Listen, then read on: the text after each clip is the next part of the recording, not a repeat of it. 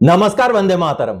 दोस्तों, स्वागत है आप सबका सैनिक पाठशाला में। आज के इस वीडियो के अहम जानकारियां जो आप पीछे बोर्ड पर देख पा रहे हैं इनको लेके आया हूं दोस्तों पूर्व सैनिक या उनके डिपेंडेंट या फैमिली पेंशनर या बच्चों को कुछ सुविधाएं मिलती हैं, जैसे कि केंद्र सैनिक बोर्ड के थ्रू से भी कुछ सुविधाएं मिलती हैं, आर्मी हेडक्वार्टर के थ्रू से भी कुछ सुविधाएं मिलती हैं, केंद्र सरकार से मिलती हैं, राज्य सरकार से भी मिलती हैं। ऐसे ही DIAV की तरफ से जो सुविधाएं दी जाती हैं, जो एक्स ग्रासिया का लमसम अमाउंट दिया जाता है, जिसमें मिनिमम 400 रुपए से लेकर के मैक्सिमम 8 लाख रुपए तक के स्कीम है, जिसके बारे में हो सकता है बहुत सारे आप में से व्यूअर्स को पता नहीं है। तो आज के इस वीडियो में DIAV द्वारा दिए जाने वाले ऐसे ही एक्स ग्रासिया स्कीम्स के बारे में आपको जानकारी दूंगा दोस्तों। इसके साथ ही साथ दोस्तों, 8वें पे कमीशन में ग्रेड पे का जिक्र किसी ने भी अपने प्रपोजल में नहीं किया है। वो ग्रेड पे जो 7वें पे कमीशन से पहले मिला करता था, तो 7वें पे कमीशन में ग्रेड पे को हटा दिया। अब उस ग्रेड पे के हटने की वजह से किस तरीके से नुकसान हुआ और 8वें पे कमीशन में ग्रेड पे इंक्लूड हो जाए तो कैसे फायदा होगा, उसके बारे में आगे जानकारी दूंगा। मैंने अपने प्रपोजल में, अपने मेमोरेंडम में ग्रेड पे का मसला उठाया हुआ है। चलिए उसके बारे में भी जानेंगे दोस्तों। इसके साथ ही साथ DSP की एक सुविधा में परिवर्तन किया गया है। DSP अकाउंट की बात कर रहा हूं। अगर आप SBI के थ्रू से पेंशन लेते हैं, आपका डिफेंस सैलरी पैकेज है या डिफेंस सैलरी पैकेज पेंशनर्स वाला है, तो उसमें एक सुविधा में परिवर्तन हो गया। वो आगे आपको लेटर दिखा के समझाऊंगा दोस्तों। इसके साथ ही साथ 8वें पे कमीशन का काम अब आगे बढ़ रहा है दोस्तों।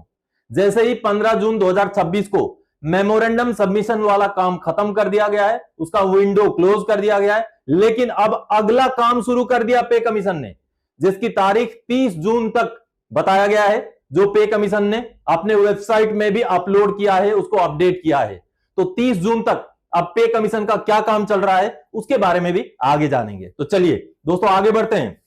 सबसे पहली जानकारी, जैसे आप देख पा रहे हैं, लेटर जारी, DSP अकाउंट की सुविधा में हुआ बदलाव। समझ लें, जी हां, DSP अकाउंट की सुविधा में एक बदलाव हुआ है। एक छोटा सा बदलाव है, SBI के खाता धारकों के लिए ये लागू है। तो चलिए जो लेटर जारी हुआ है उसको देख करके समझते हैं। दोस्तों, आर्मी हेडक्वार्टर के एडजुटेंट जनरल ब्रांच का आप लेटर देख पा रहे हैं, जो कि 10 जून 2026 को जारी किया गया लेटर है। और इस लेटर के जरिए DSP अकाउंट में जो एक छोटा सा बदलाव किया गया, उसकी सुविधा में SBI द्वारा उसके बारे में जानकारी दी गई है। दोस्तों, स्टेट बैंक ऑफ इंडिया में जो DSP अकाउंट धारी होते हैं, चाहे वो सर्विस में रहे सोल्जर्स हों या अधिकारी हों या JCOs हों, या तो फिर रिटायर्ड हुए पेंशनर्स हों या फिर अग्निवीर ही क्यों ना हो, तो उनके लिए जो सुविधाएं दी जाती है, उन सुविधा में से एक सुविधा में बदलाव किया गया है, जो कि ATM के ट्रांजैक्शन से रिलेटेड सुविधा है।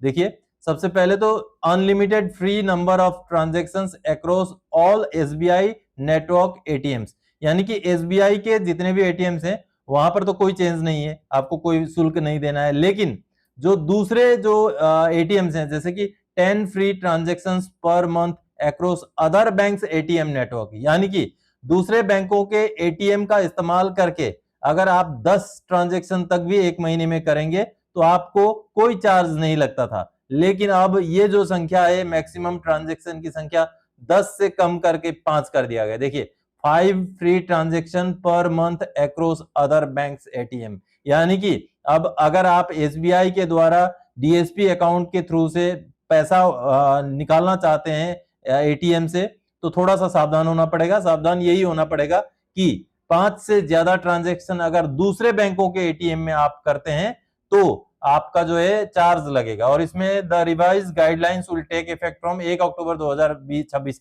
यानी कि 1 अक्टूबर 2026 से लागू होगा और सभी के लिए, serving personal including Agniveer, officer cadre and pensioner, सब के लिए ये रूल लागू रहेगा। अगर आप दूसरे बैंक का ATM का इस्तेमाल करते हैं तो अब इस रेस्ट्रिक्शन को मद्देनजर रखते हुए ही विड्रॉल कीजिएगा। ज्यादा ट्रांजैक्शन हो गए तो फिर हो सकता है चार्ज कट जाए। चलिए अब अगली जानकारी दोस्तों, 8वें वेतन आयोग में नया प्रोसेस शुरू हो गया है। 30 जून को फाइनल प्रपोजल भी जल्द तैयार। जी हां, 30 जून तक यह प्रोसेस चलेगा, जो कि 8वें पे कमीशन के ऑफिशियल वेबसाइट में भी अपडेट हो चुका है।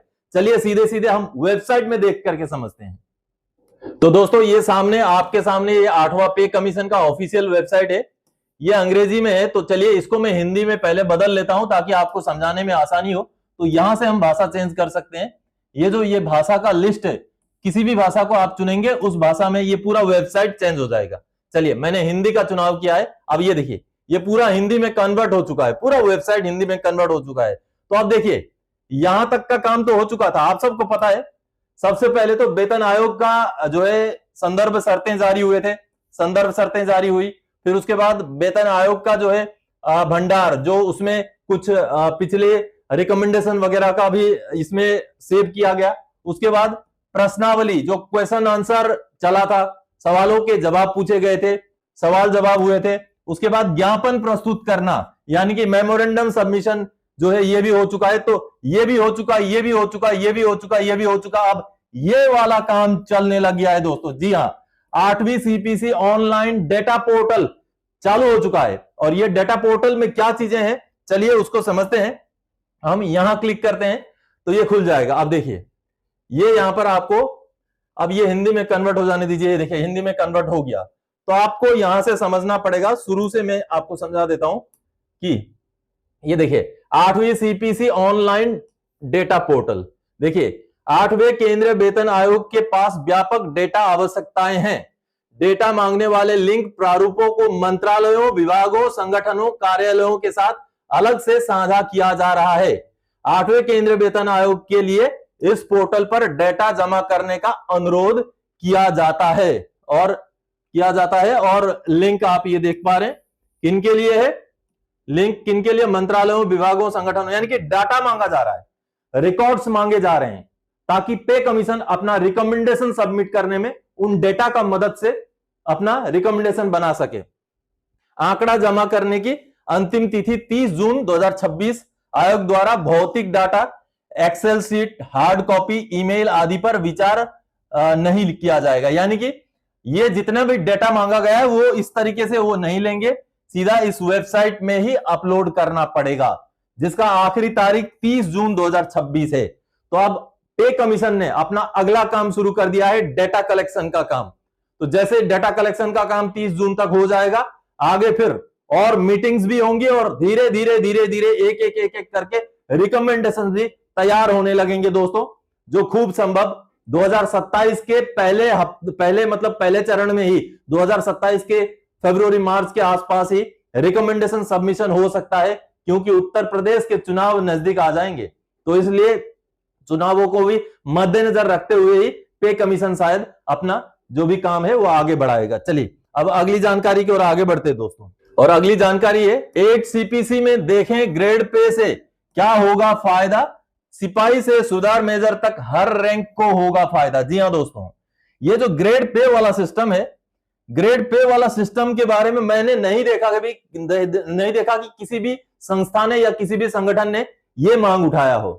छठे पे कमीशन से पहले, 7वें पे कमीशन से पहले यानी छठे पे कमीशन के दौरान हमें ग्रेड पे मिलता था, रैंक वाइज अलग अलग अमाउंट में ग्रेड पे होता था। 6 सीपीसी के टाइम में सिपाही का ग्रेड पे 2000 होता था, नायक का ग्रेड पे 2400 होता था, हवलदार का 2800, इस तरीके से जाते जाते अगर ऑनरेरी कैप्टन की बात करें तो 6100 ग्रेड पे होता था।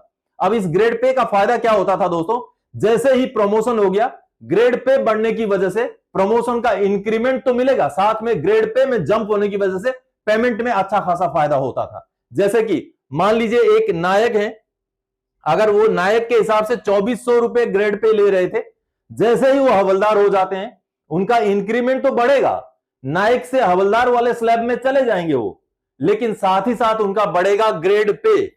तो कहीं ना कहीं प्रमोशन में डबल जो है फायदा होता था। वहीं अगर हवलदार से नायक सुधार की बात करें तो 2800 से सीधा 4200, देखिए कितना बड़ा उछाल होता था। और 7वें पे कमीशन से पहले ये जो उछाल है 2800 से 4200 में 1400 रुपए का उछाल बहुत अच्छा खासा उछाल है। आज के डेट में बेशक 1400 का इतना ज्यादा वैल्यूएशन ना हो, लेकिन 2015 या उससे पहले पैसों का 1400 का वैल्यूएशन काफी अच्छा था।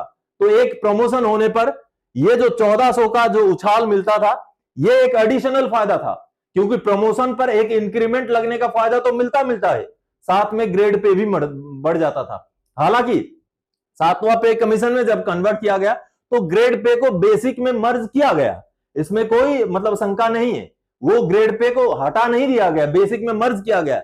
लेकिन नुकसान कहां हो गया, अब बेसिक में तो मर्ज हो गया, जिस वजह से अगला स्लैब बन गया, लेकिन प्रमोशन पर फिर एक्स्ट्रा कुछ भी फायदा नहीं मिलता है। जी हां, अब 7वां पे कमीशन के ड्यूरेशन में कोई हवलदार अगर नायब सूबेदार बन जाए तो उसको कोई भी एक्स्ट्रा फायदा नहीं है, उसका केवल एक इंक्रीमेंट लगेगा और उस इंक्रीमेंट के हिसाब से वो नायब सूबेदार वाले स्लैब का बेसिक में चला जाएगा, इसके अलावा कुछ भी फायदा नहीं मिलता है।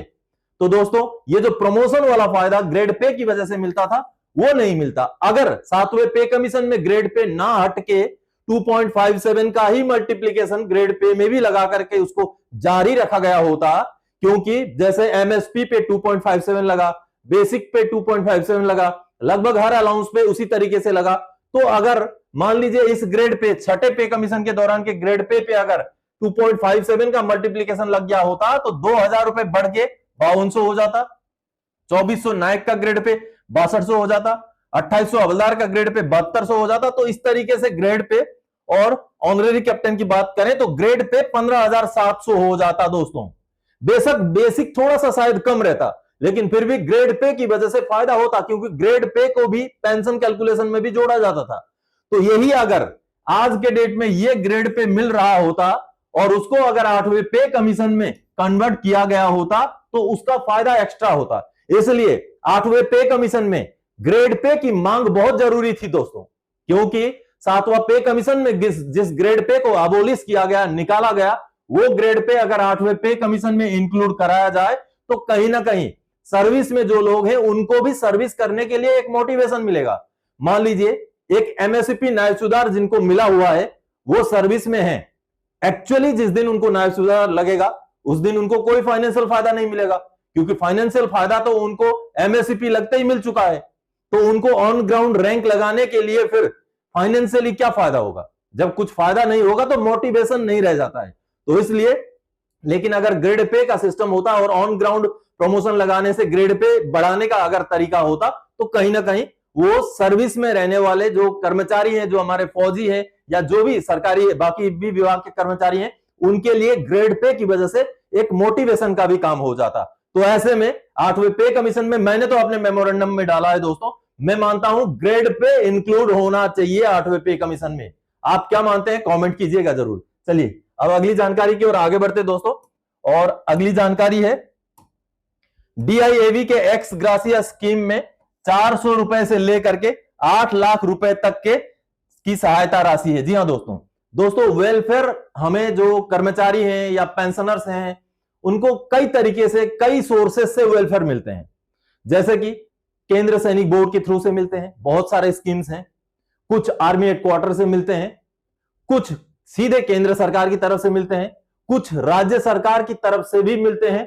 तो ऐसे में डीआईएवी की तरफ से भी कुछ वेलफेयर स्कीम्स हैं, जो अगर मैं बताऊं तो मिनिमम 400 रुपए से लेके मैक्सिमम 8 लाख रुपए तक के भी जो है एक्स ग्रासिया के स्कीम्स डीआईएवी द्वारा दिया जाता है, जिसके बारे में सभी को जानकारी होना जरूरी है।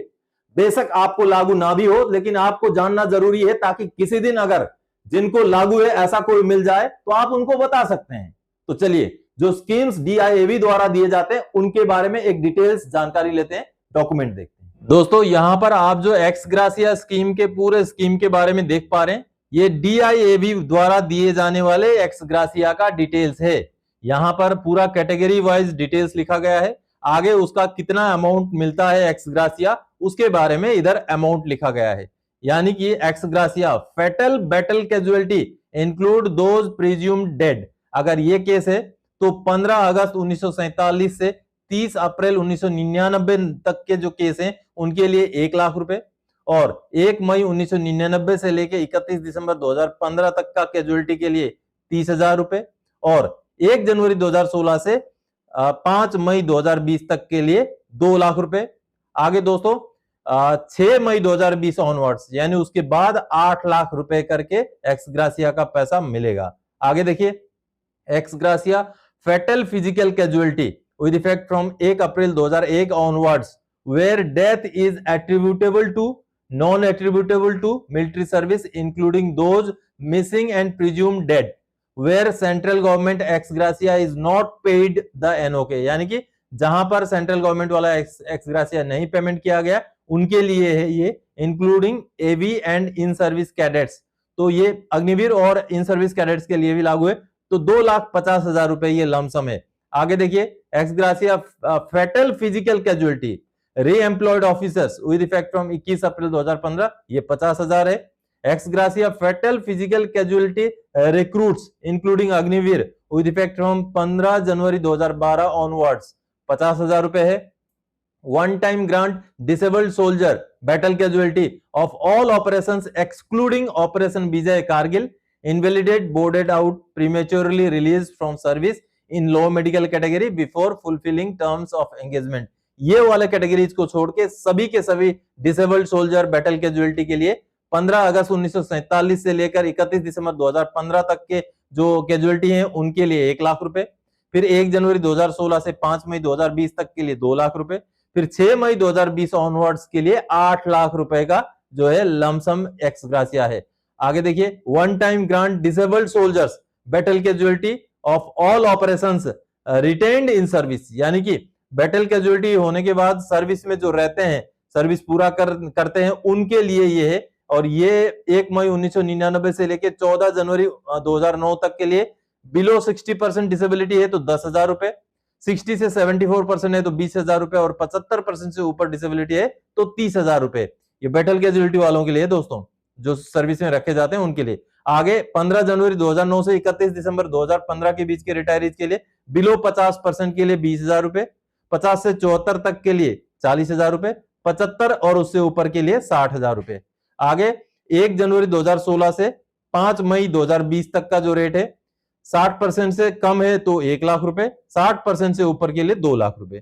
फिर 6 मई 2020 ऑनवर्ड्स, यानी कि 2000 अभी भी ये रेट चल रहा है, और लेस देन 60% के लिए 4 लाख रुपए, और 60% से ऊपर अगर डिसेबिलिटी है तो 8 लाख रुपए। ये battle casualty retention in service वालों के लिए। अब देखिए आगे, पीसी नाना एजुकेशन ग्रांट, यानी कि फिजिकल कैजुअलिटी जो होते हैं, अगर नाना केस हैं फिर भी एजुकेशन ग्रांट मिलता है।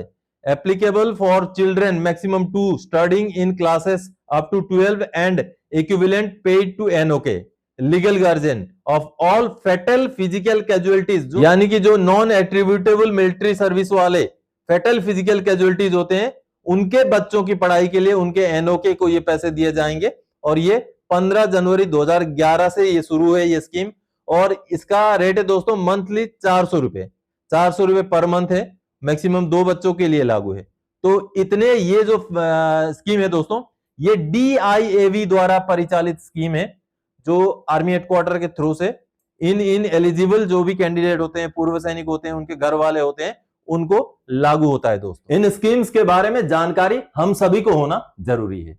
तो दोस्तों, आज के इस वीडियो में इन्हीं जानकारियों के साथ आया था। आने वाले समय में और कोई जानकारीदायक आपसे सरोकार रखने वाला विषय लेके मैं फिर से हाजिर हो जाऊंगा। तब तक के लिए जय हिंद दोस्तों।